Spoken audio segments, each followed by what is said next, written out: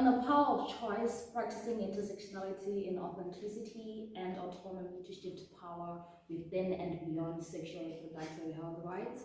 My name is Moklatsi Morosi, and I'll be giving an examination on bodily integrity and bodily autonomy. I am with Audrey Ngwenya. She'll be doing the same, so we'll be just having an interrogation of bodily autonomy and integrity. So, in the first frame, Audrey, bodily autonomy and integrity are more than just pleasure and sexuality, but expression, agency, and liberation in all facets of life.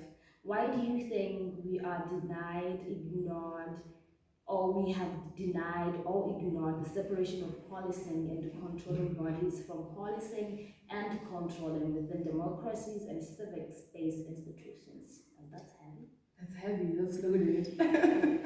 But I think what's very important is to take it from there are two parts of the question, right? There's the first part and the second part. So I'm going to try conceptualize the whole thing and try to understand what it's all about, right? So when we talk of body autonomy, what are we talking about? I think it's beyond just being non-binary, it's beyond just being a trans person or saying I can do this and I cannot do this with my body, right? So many a times you find out that things like pleasure are not taken into consideration, how some people prefer to have oral sex, some people feel like that pleasure comes from something else, which many times people don't really take that into consideration. When you look at the LGBTQ, we don't know we don't take into consideration the pleasure that they want to feel, right? And then when we look at issues of expression, you'd understand that there are these issues, but do we discuss them? Do we talk about them? Do we talk about how a person wants to express themselves out there or what, right? We take, for instance, the workplace. When you go to work and you're putting, as a woman, you put on a short dress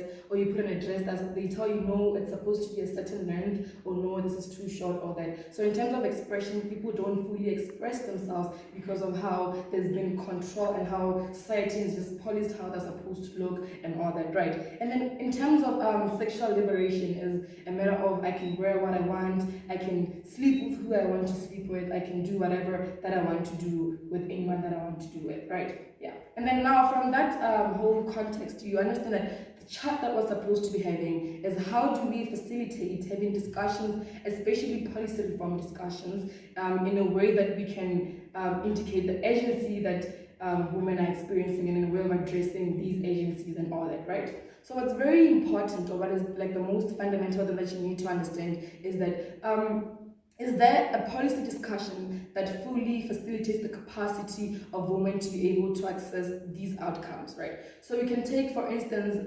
reforms that have been happening around. Let's say, for instance, you know how there's been this anti-abortion thing that Donald Trump has been spreading for so long, right? And then you understand that, okay, this is a policy that was made, that was intended to speak on behalf of women. But as much as it's speaking on behalf of women, it's as much as it's speaking against women. The agency of women and her being able to do whatever that she wants to do with her body at the end of the day, right? So we're saying, okay, fine, you don't have to abort because that's just the whole control that the state has over women. You can't abort. But what about women? I'm a woman. I'm in a situation where I can't keep the child, but then the law or the state expects me to keep the child because of that. So that then goes to how I express myself as an individual and how I don't really have full body autonomy as a person because of how the policing has all been framed and all that, right? And then we can take, for instance, how we treat rape victims, how we treat rape victims during the whole process, how they're seen as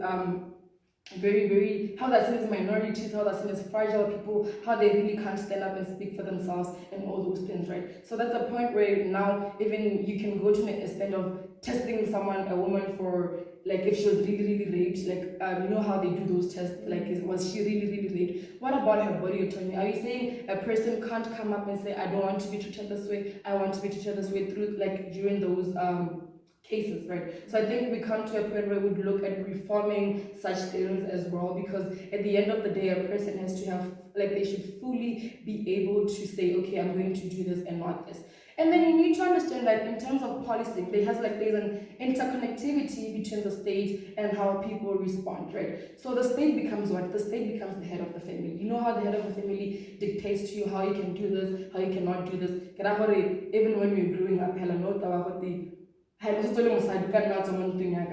it shows how like the head of the family has control over everything. So the way people then view some things, as a person, you'd walk out in your short skirt, like maybe let's say you are a fat person, you're a chubby person, you walk out with a short skirt, and people would body shame you for that and all that, right? So that becomes what society then policing and trying to control the way you look, and then the state then also fits into that because they'll take those things maybe as public indecency and all those things, right? So it goes to how the state also at the end of the day doesn't really give people an opportunity to have the self-actualization that they want to have and for them to be as autonomous as they could want to be with their bodies, right?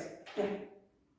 Thank you. That was so pointed and too much to unpack. But I think we should talk about how rape victims are not necessarily treated as fragile bodies, but as people who have their freedom of choice, that they end up choosing attires or actions that subject them to rape.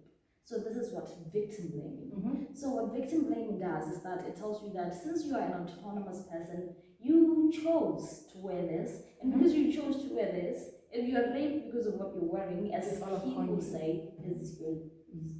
I think those are like social narratives that have been pushed for quite a long time. I feel with autonomy comes the same I was saying, policing and legislation can't be separated. How the government decides to legislate these things become very problematic because they actually don't let you as an individual to be autonomous. I think it's okay for someone to say, I'm going to wear a short skirt, but what becomes very problematic is for the other person to say, I'm going to rape her because she's putting on a short skirt, right? But someone will also argue, okay, what if that person is saying, I know this is very dumb, but what if that person is saying, okay, no, I have autonomy over my body, and so I can also have autonomy over someone's body as well. You get me? Because she's short, she's showing it, she's giving it to us. So why don't I go for it at the end of the day, right? It's not your body. Yeah, I think we can also extend the discussion to like maybe sex workers, how we have sex workers who don't really have that autonomy at the end of the day. When you pass by GUS right now, you'd find them being chased out and all that. But I've never seen any law which says someone can't be a sex worker. Is it there?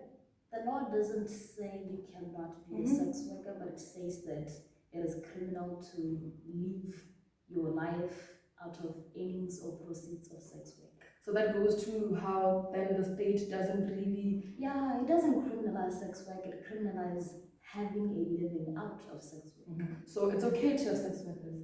Yes. Who don't really depend on it fully? True, the problem is when they make a living out of the proceeds of sex work. And then that goes back to the issue of autonomy as well. The government is now telling you do this and don't do this with your body, which is very problematic at the end of the day, right? Because as a person, you choose your values. I think morality is very different across each and every one. So what you might deem right might not be necessarily right to the other person. So the state doesn't necessarily have to set principles. I think what the problem with the democratic states is they have principles that guide them. When you go to a Muslim state, you find that they follow those codes of conduct. And then when you're a Christian as well, as like, let's say for Botswana, we're more of a Christian state, right? So they would follow those things predominantly Christian. So we come to points in where they follow like those Christian beliefs. You get me? Being a sex worker is wrong and all those things. So then democracy and the principles that they hold close to them then just becomes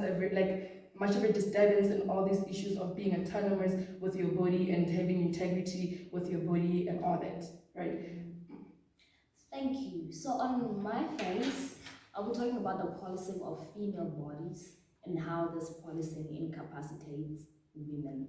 So while commemorating the International Women's Day, it is important that we realize that social policing is so bizarre because a lot of policies are subjected to female bodies but never to male bodies. An example is how when Audrey talks about sex workers, it is only female sex workers that are disproportionately captured by law enforcement and charged for things that they're not even guilty of. But male sex workers don't get subjected to that because they don't even recognize that they are male sex workers. So you get how the unfair policing now disproportionately disadvantages women over men. But even on policing of female bodies, the likes of laws that are anti-abortion are very restrictive and very demeaning because they deprive women of agency over their bodies. Because if you're pro-life, then the life that you are pro should be the life of somebody who's already alive. And if that already alive human being is going to suffer from giving birth to something or somebody they don't want to give birth to, then that means you're not even pro-life to begin with, because you're going to put somebody through traumatic experiences because they couldn't abort. But even if we say pro-choice people are all leftists and just have these liberal ideals that want to like pollute ideals of conservativeness and being moral, I think the question of morality is subjective. And also, collective morality is just based on human rights, and human rights are focused on human dignity. So, in as so far as abortion laws don't promote human dignity, because women end up going to backstreet abortions and some of them even die, which means that the right to life taken away, which is the most important right. So, as far as it doesn't connect to human rights, doesn't tie down to human dignity, it must fall. So, from my point, I think that policing of female bodies must fall, and it must be disintegrated. Everything, be it social policing, criminal policing, or even economic policing, because I think that all of this policing fills women dismally, and the reason why women don't even participate in economics, the reason why we don't have financial inclusion, is because women are failed by the system because of these constant policings. So from Audrey and I, in commemoration of International Women's Day, Audrey, what do you think that we should stop? What do you think we should continue? What do you think we should start doing? Okay, I think it's about time we should stop having a say on how a person needs to portray them in society, like themselves in society. Each and everyone has the right to be who they want to be and all that, right? What should we continue? I think we have small spaces like LGBTQ groups. We have small spaces where we have talks on all these topics, right? On how women are supposed to be able to penetrate the society the way they want to penetrate it. So I think we should continue having those talks and like teaching people and then like trying to change the mindsets of people on all this, right? So what should we start doing? I think it's very important to put into consideration issues of like social justice. I think it's about time we put social justice into action and understand that each and everyone in society deserves fair treatment. The same way you're talking about how male prostitutes wouldn't necessarily be seen as sex workers, so it's about time we treat each and everybody in society the same way. And it's about time we accept that a person has to be, like, a person is comfortable with who they are and how they portray themselves and what they want to show to people. So as a person, you have no right or whatsoever to try and come up and say, no, I'm going to have a say in how Makati looks, I'm going to have a say in how a person looks at the end of the day. Yeah. From me, we must stop policing female bodies. We must continue reforming policies so that they're equitable. We must start being a politically just, a socially just, and an economically just society. Thank you. Thank you.